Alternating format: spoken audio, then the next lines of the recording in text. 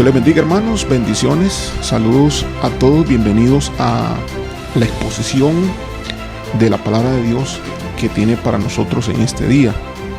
Continuamos con el tema correspondiente a la santidad.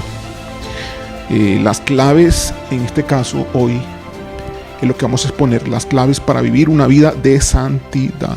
La semana pasada estuvimos hablando al respecto, definiendo lo que significa la santidad, empezando por nuestro Dios, que es un Dios santo. Inicialmente estuvimos hablando de cómo obedecer la voz de Dios para que seamos prosperados, y obedeciendo la voz de Dios hoy es a través de el conocimiento de la persona del Espíritu Santo y teniendo una comunión con Él. Una de las labores del Espíritu Santo es darnos a conocer a Dios, que sepamos quién es Dios y cuál es la comunión que Dios quiere que tengamos con Él. En función de eso, entonces entramos al tema de la santidad de Dios. Definimos la semana pasada que la santidad de Dios es la pureza y la perfección moral en la naturaleza de Dios. Es uno de sus atributos divinos y consiste en la ausencia total, absoluta de toda maldad. En Él no hay tinieblas. Dice 1 Juan capítulo 1, 5, Dios es luz y no hay tinieblas en Él. Vimos también que Dios nos salvó para que también seamos nosotros como Él es. Él es santo y por lo tanto Él exige y dice, sed santos como yo soy santo. Efesios 1:4 también dice, según nos escogió en Él antes de la fundación del mundo para que fuésemos santos y sin mancha delante de Él. Efesios 1:4. 1 Pedro 1:15 es donde dice, sed santos en toda vuestra manera de vivir. Y 1 Pedro 1:16, sed santos porque yo soy santo. Así que toda aquella persona que está en Cristo hoy debe estar en un proceso de santidad. La marca y la forma de saber si alguien está en Cristo es, ¿está esta persona en un proceso de santidad? ¿Está santificándose? ¿Está bregando con sus errores, sus defectos, sus pecados, sus situaciones delante de Dios día a día? ¿Está mejorando? Ahora, nosotros liberamos en nuestra iglesia, damos el servicio de liberación, de echar fuera demonios, a tratar situaciones y problemas en las personas. Y ahí es donde vemos si hay santidad o no hay santidad. Si el cristiano ha pecado o no ha pecado, porque cuando el cristiano peca abre la puerta y al mundo espiritual, a los espíritus malignos, y los espíritus entran y hacen la obra. Cuando dicen, bueno, me echaron brujería, cierto, la brujería fue enviada, el espíritu maligno fue enviado, la ruina fue enviada, espíritus de divorcio fueron enviados, de pleitos, de discusión fueron enviados, pero la persona que recibió ese envío tiene una puerta abierta y precisamente por la puerta abierta, es decir, por el pecado que esta persona comete, entró la brujería, entró la hechicería a la vida de esta persona. No solamente alterando comportamiento, pensamientos repetitivos en la mente de la persona, alterando su forma de pensar y su carácter, sino también arruinando su vida familiar, de relaciones con sus cónyuges, con sus hijos, e incluso la parte económica, arruinando y devorando, haciendo desastres en la economía, en los negocios. Así que la gente cuando se acerca a uno y le dice, pastor, yo tengo un problema, que creo que me ayude, estoy en bancarrota, hay mucha tela que cortar, no solamente echar fuera demonios, porque muchas de estas situaciones no se corrigen con una liberación. Se requiere un proceso de santidad. Y por eso estamos hablando en Iglesia Misión Alcance Global cómo es que funciona la santidad y cómo se vive el proceso de santidad. Cuando hay santidad, los demonios no pueden entrar. Cuando hay santidad, las puertas están cerradas. Cuando hay santidad, los pecados que se cometen se confiesan inmediatamente y son perdonados. Cuando hay santidad, los demonios, Satanás no hay forma que tenga posibilidad de entrada a la persona, ya sea que le hayan enviado brujería, ya sea que le hayan enviado hechicería o cualquier otra situación que se estuviera dando. Entonces quiero que entendamos este proceso, el proceso de santidad. Ahora, ¿qué pasa en la vida de muchos cristianos? Bueno, muchos viven con el deseo de vivir una vida santa porque tienen al Espíritu Santo. Hemos estado hablando que si el Espíritu de Dios está allí, imprime el deseo de que seamos santos en cada uno de nosotros, así como Dios es santo. Pero muchos han llegado a la conclusión, obviamente, de que no han podido lograrlo. Se han esforzado en sus propias fuerzas y no han podido lograrlo. Han pensado entonces que lo ponen todo en las manos de Dios. Funciona por un momento, pero otra vez vuelven a la rutina de volver a caer y víctima del pecado. Y entonces comienza el cristiano a vivir un estado de frustración. Yo quiero hoy dar claves al respecto de cómo lograr una vida de santidad.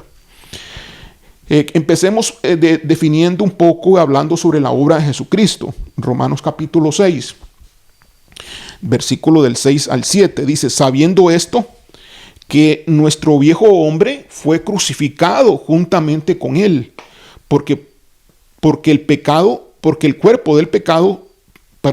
el cuerpo del pecado sea destruido, a fin de que no sirvamos más al pecado, porque el que ha muerto ha sido justificado del pecado. Entonces, Romanos capítulo 6, versículo del 6 al 7, está diciendo que nosotros hemos muerto juntamente con Cristo, hemos sido crucificados. Y que al morir nosotros, entonces el pecado ha sido destruido. Hemos sido entonces justificados del pecado porque hemos sido muertos juntamente con Cristo. Romanos capítulo 6, versículo del 6 al 7. Entonces, aquí vemos que el dominio del pecado aquí se elimina.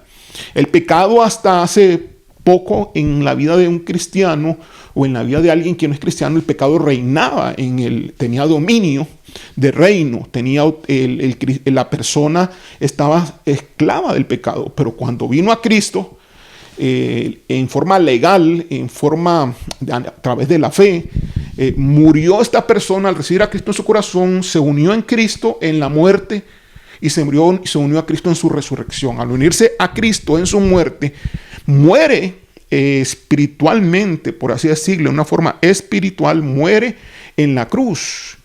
Y al morir en la cruz, el pecado ya no puede reinar sobre esa persona. Ya el pecado no tiene el poder que tenía antes para tener dominada a la persona, tener esclavizada a la persona. Por eso dice en Romanos capítulo 6, versículo 12, dice: no reine pues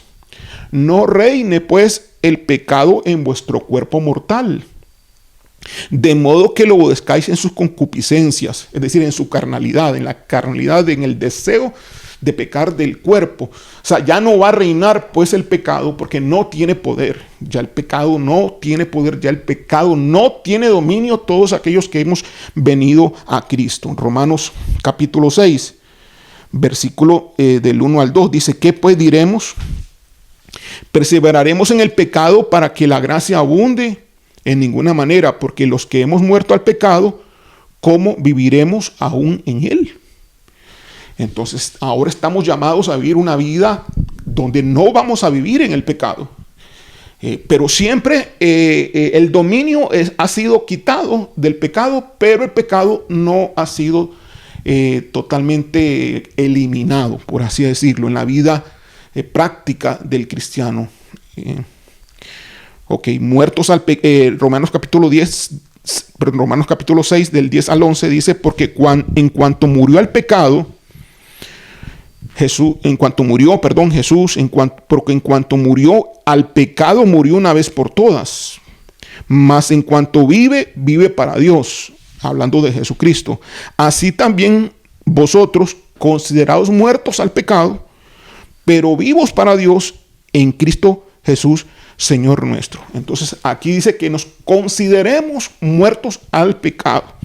Entonces, tenemos que entender este hecho es sumamente importante. Muertos al pecado significa que llegó el fin del dominio del reino, se acabó el reino del pecado, el dominio del pecado sobre el cristiano. Más así hemos sido librados y sacados de dicho reino. O sea, ¿por qué vamos a pecar? Si hemos sido sacados del reino del pecado, ¿por qué vamos a seguir pecando? Esa es la pregunta que se hace. Si bien Dios nos ha librado del reino del pecado, la naturaleza pecaminosa todavía reside en nosotros.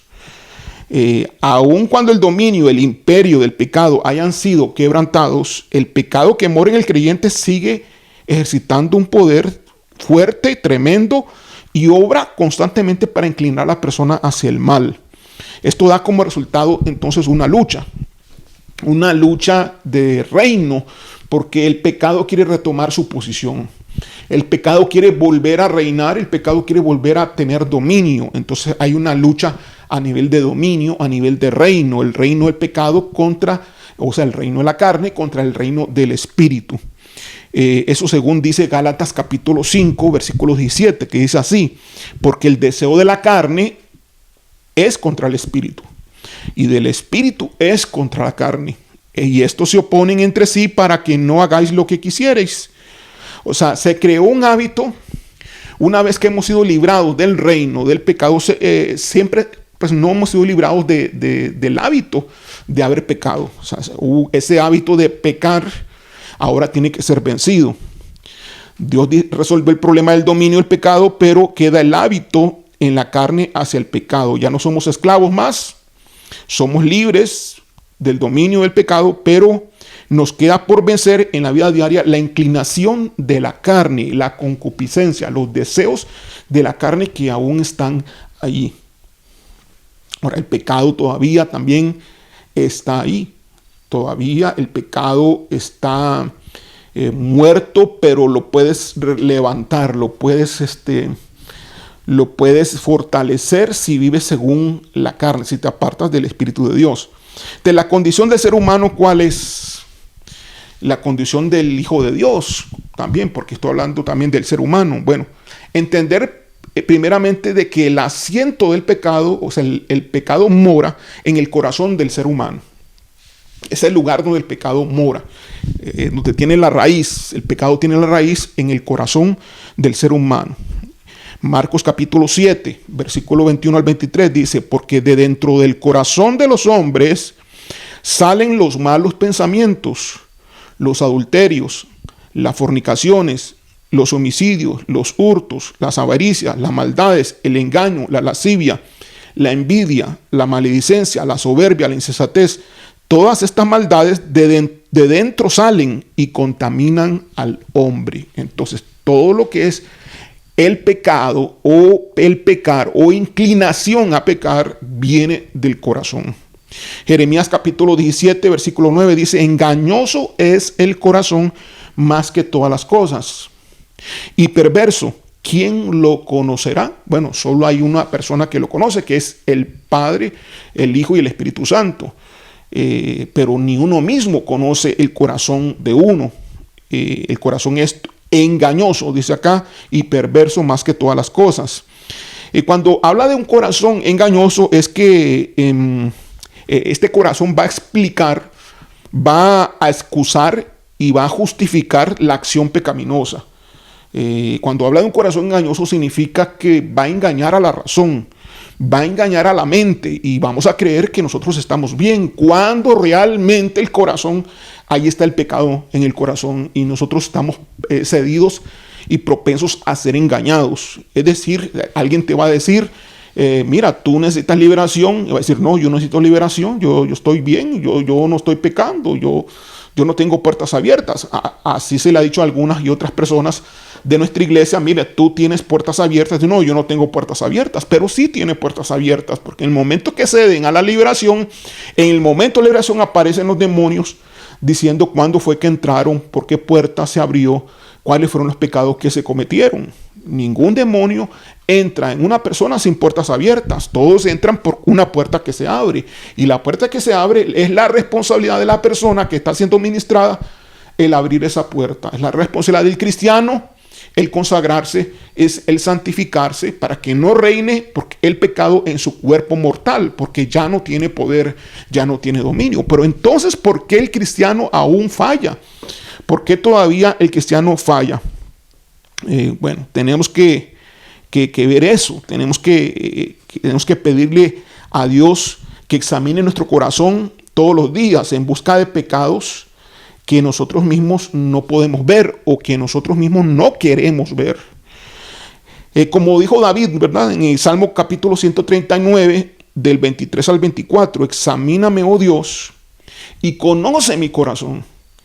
Pruébame y conoce mis pensamientos y ve si hay en mí camino de perversidad y guíame por el camino eterno.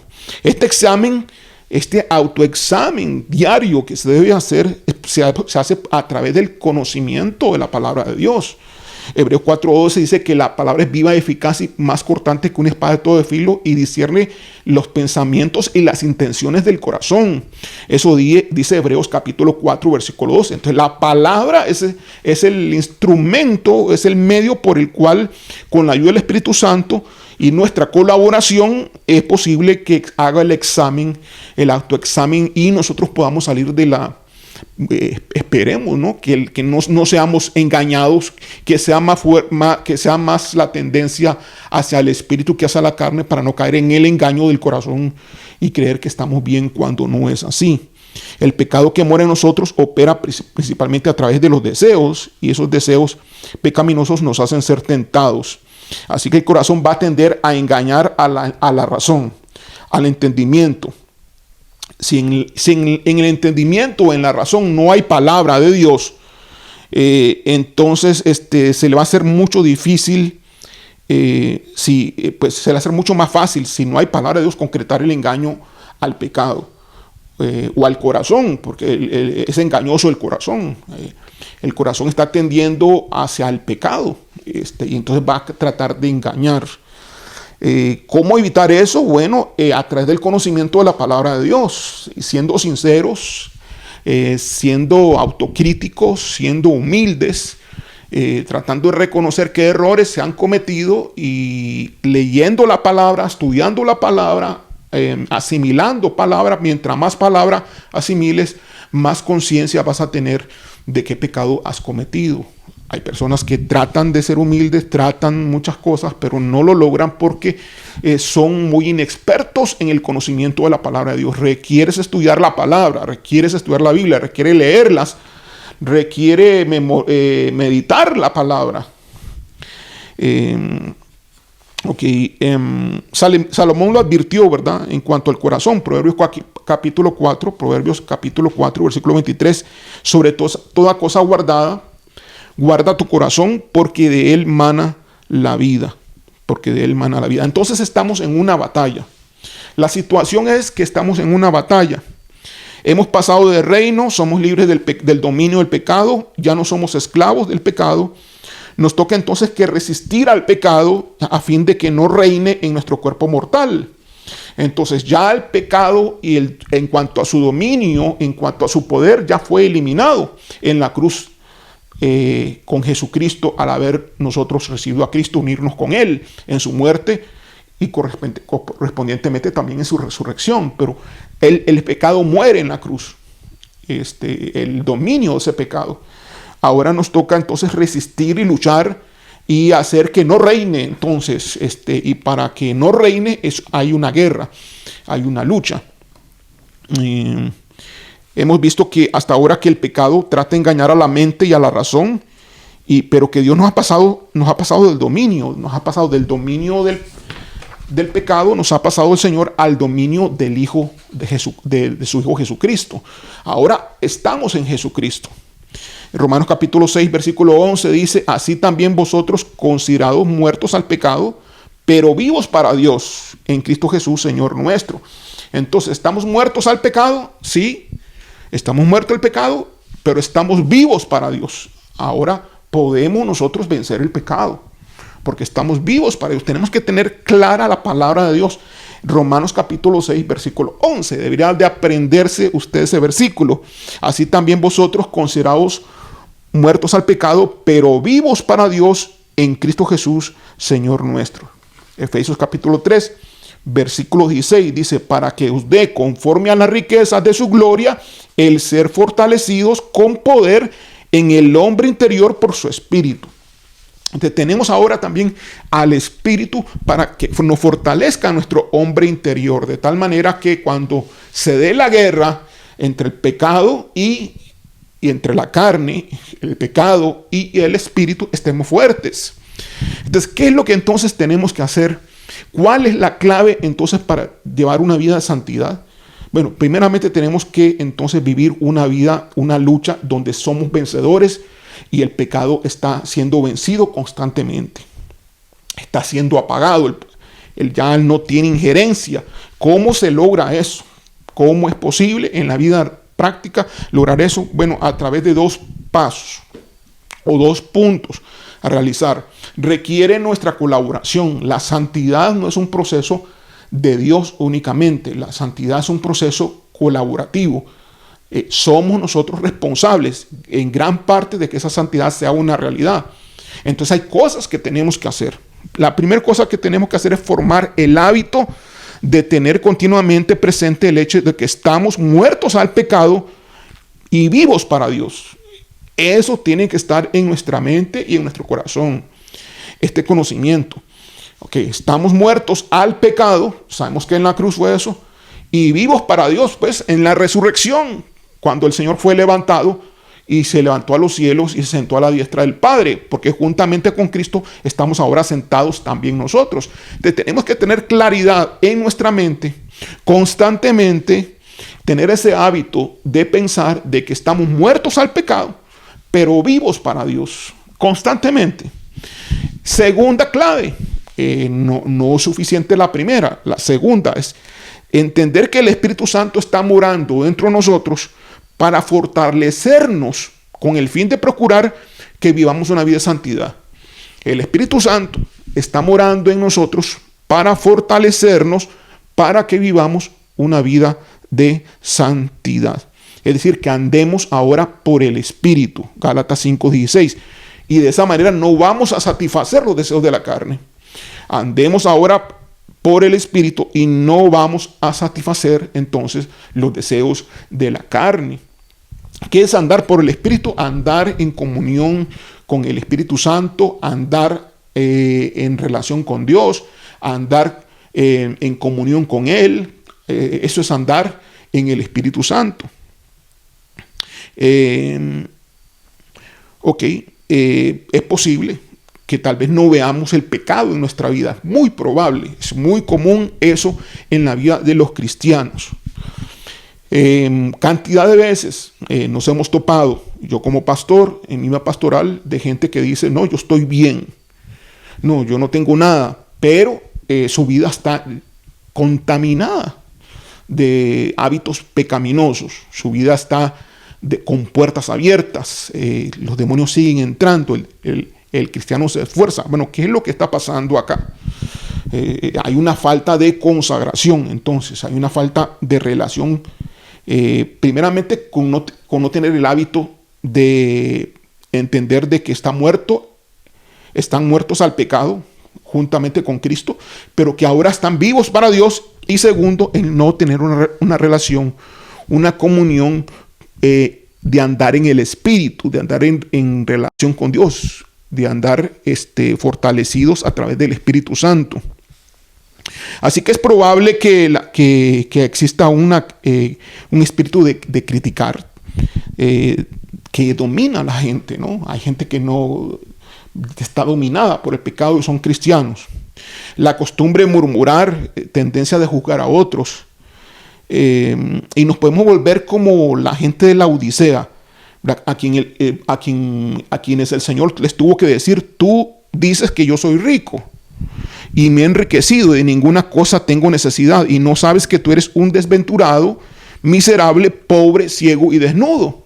Eso se le dijo a la iglesia de la Odisea, que se creía la gran cosa, que estaba bien, que estaba sin puertas abiertas, cuando más bien estaba pobre, ciego, desnudo, miserable y desventurado. Apocalipsis capítulo 3, versículo 17. También nos pudiera pasar lo que le pasó a David, y quiero leer que lo leamos en esta ocasión. David cayó en el autoengaño del corazón. El corazón lo engañó a David. ¿Recuerdan ustedes que David vio a una mujer desde su azotea, desde su palacio? Vio la belleza de una mujer, codició a esa mujer, Betsabé, y mandó al esposo para que no estuviese con ella, y él llamara a la mujer mientras el esposo estaba en la guerra, porque era un soldado. Lo llevó entonces a las líneas del frente de batalla para que muriese y dejase libre a la esposa. Y pues murió este hombre, Urías, se llamaba el esposo de Betsabé, murió, y él se quedó con Betsabé. Y él lo vio normal, como diciendo, cumplió con la misión el soldado. Simplemente yo lo envié para que fuese adelante, pero lo puse al frente de la batalla por si acaso. Me podía yo deshacer de él de una forma como que tranquila, como que no es pecado, como que no está malo. El corazón engañando a la razón, engañando a la mente. Eso es lo que pasa, es lo que ocurre hoy con muchos cristianos. Y por eso debemos de ser humildes. Entonces quiero que leamos todos en 2 Samuel capítulo 12. 2 Samuel capítulo 12, un poco esta historia para terminar y concluir este mensaje.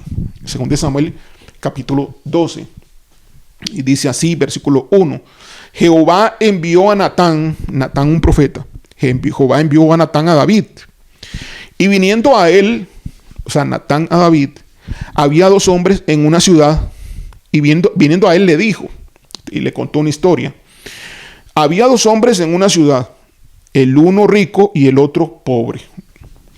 El rico tenía numerosas ovejas y vacas, pero el pobre no tenía más que una sola corderita, que él había comprado y criado, y que había crecido con él y con sus hijos juntamente, comiendo su bocado y bebiendo de su vaso y durmiendo en su seno, y la tenía a la ovejita como una hija. Habían aquí una persona rica que tenía muchas ovejas, que tenía mucho ganado, muchas vacas, y un pobre que lo único que tenía es una oveja, y la quería tanto que la tenía como si fuese su propia hija. Tanto así que comía juntamente con ellos, con su familia, con sus hijos. Versículo 4. Y vino uno de camino al hombre rico. O sea, llegó una persona al hombre rico. Y el rico, no quiso tomar de sus ovejas y de sus vacas para guisar para el caminante que había venido a él, sino que tomó de la oveja de aquel hombre pobre y la preparó para aquel que había venido a él. Entonces se encendió el furor de David en gran manera contra aquel hombre, y dijo a Natán: vive Jehová, que el que tal hizo es digno de muerte, y debe pagar la cordera con 4 tantos, porque hizo tal cosa y no tuvo misericordia. Entonces dijo Natán a David: tú eres aquel hombre. Así ha dicho Jehová, Dios de Israel: yo te ungí por rey sobre Israel, y te libré de la mano de Saúl, y te di la casa de tu señor y las mujeres de tu señor en tu seno. Además te di la casa de Israel y de Judá. Y si esto fuera poco, te habría añadido mucho más. ¿Por qué pues tuviste en poco la palabra de Jehová, haciendo lo malo delante de sus ojos? A Urías Heteo heriste a espada, y tomaste por mujer a su mujer, y a él lo mataste con la espada de los hijos de Amón, por lo cual ahora no se apartará jamás de tu casa la espada. Entonces comenzó a declararle aquí Dios entonces el castigo a David por ese pecado, por lo cual le dice versículo 10: ahora no se apartará jamás de tu casa la espada, por cuanto menospreciaste y tomaste la mujer de Urías Heteo para que fuese tu mujer. Así ha dicho Jehová: He aquí yo haré levantar el mal sobre ti de tu misma casa, y tomaré tus mujeres delante de tus ojos, y las daré a tu prójimo, el cual yacerá con tus mujeres a la vista del sol. Wow. Entonces, vean el castigo de Dios sobre David, un castigo de un Dios santo, un Dios que no soporta el pecado, un Dios que no soporta la maldad, un Dios a quien se le ofende cuando se le peca, un Dios al quien se le lastima cuando se hace maldad, un Dios que se duele por el pecado que cometen sus hijos, y los hijos por lo cual deben de arrepentirse con corazón compungido, con lloro y con lamento. Dice aquí, porque tú lo hiciste en secreto, versículo 12, mas yo haré esto delante de tu Israel y a pleno sol. Entonces dijo David a Natán, pequé contra Jehová. Hasta allí. Entonces David se da a entender, entiende que cometió pecado, sale del engaño en su corazón. Pequé contra Jehová, y Natán dijo a David, también Jehová ha remitido tu pecado, no morirás. Es decir, cuando reconoció el pecado, pues lo perdonó. Ha remitido el pecado, significa que va a pasar por alto, pero no el castigo. El castigo siempre se aplica. Versículo 14, mas por cuanto con este asunto hiciste blasfemar a los enemigos de Jehová. Claro, porque los enemigos de Jehová vieron eso. El hijo que te ha nacido ciertamente morirá. El hijo que venía, que nació por Betsabé, por la mujer de Urías, porque tuvieron relaciones el rey David con la mujer de Urías y tuvo un hijo. Y Natán se volvió a su casa. Y Jehová hirió al niño que la mujer de Urías había dado a David, y enfermó gravemente. Entonces David rogó a Dios por el niño, y ayunó David, y entró y pasó la noche acostado en tierra, y se levantaron los ancianos de su casa, y fueron a él para hacerlo levantar de la tierra, mas él no quiso ni comió con ellos pan. Pero al séptimo día murió el niño. Y temían los siervos de David hacerle saber que el niño había muerto, diciendo entre sí, cuando el niño aún vivía, le hablábamos, y no quería oír nuestra voz. ¿Cuánto más se afligirá si le decimos que el niño ha muerto? Mas David, viendo a sus siervos hablar entre sí, entendió que el niño había muerto. Por lo que dijo David a sus siervos, ¿ha muerto el niño? Y ellos respondieron, ha muerto. Entonces David se levantó de la tierra, y se lavó y se ungió, y cambió sus ropas, y entró a la casa de Jehová, y adoró. Después vino a su casa, y pidió, y le pusieron pan, y comió. Y le dijeron sus siervos, ¿qué es esto que has hecho? Por el niño, viviendo aún, ayunabas y llorabas, y muerto él, te levantaste y comiste pan. Y él respondió, viviendo aún el niño, yo ayunaba y lloraba, diciendo, ¿quién sabe si Dios tendrá compasión de mí y vivirá el niño? O sea, por eso ayunaba. Mas ahora que ha muerto, ¿para qué he de ayunar? ¿Podré yo hacerle volver? Yo voy a él, mas él ya no volverá a mí. Esa es la historia entonces de David y el castigo de Dios sobre el pecado que él cometió, porque cayó bajo el autoengaño, el engaño del corazón. Entonces tenemos que ser humildes. ¿Cómo salir de un autoengaño? Bueno, ser entonces humildes de corazón, a través de la palabra de Dios, a través de la relación con el Espíritu Santo. Es una obra en conjunto entre el Espíritu de Dios y tu persona. Tú tienes que estar dispuesto a trabajar con el Espíritu Santo todos los días. Tú tienes que estar dispuesto a alimentarte de la palabra de Dios y pedirle al Espíritu de Dios un corazón humilde, un corazón sincero, de tal forma, de tal manera que tú te dejes guiar por el Espíritu Santo y el Espíritu de Dios te muestre los errores y los engaños que el corazón está haciendo a tu entendimiento y a tu mente. Entonces, ¿cuál es la clave?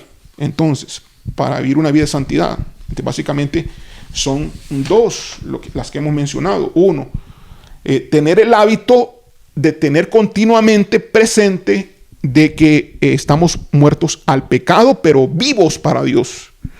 Estamos muertos al pecado, ya no, el pecado no tiene dominio sobre nosotros, ya no somos esclavos del pecado, somos libres del pecado y ahora vivimos para Dios Es decir, tenemos que permitir entonces que el pecado avance en nuestra vida, porque no tiene el pecado poder sobre nosotros ya. Se le terminó el poder. Es asunto que ahora tú tienes que decidir, tú tienes que actuar. Y segundo, ahora es entender que al tener el Espíritu Santo morando en ti, el Espíritu está para fortalecer tu espíritu con fin de que vivas una vida de santidad y muera la carne ahí. Por eso la palabra de Dios dice que a través de andar en el Espíritu, entonces se mueren los deseos de la carne. A través de andar en el Espíritu ya los deseos no se seguirán en función de la naturaleza pecaminosa, porque el Espíritu aplica muerte a los deseos de la carne, al pecado, a los deseos pecaminosos. Entonces ahora vives una lucha constante, una lucha diaria. Cada vez vas venciendo más y va en función del conocimiento de la palabra de Dios. Que tienes entonces que conocer la palabra. Tienes que adentrarte en la palabra de Dios. Tienes que conocerla, tienes que estudiarla, tienes que leerla, tienes que meditarla, tienes que estudiar el mensaje del pastor.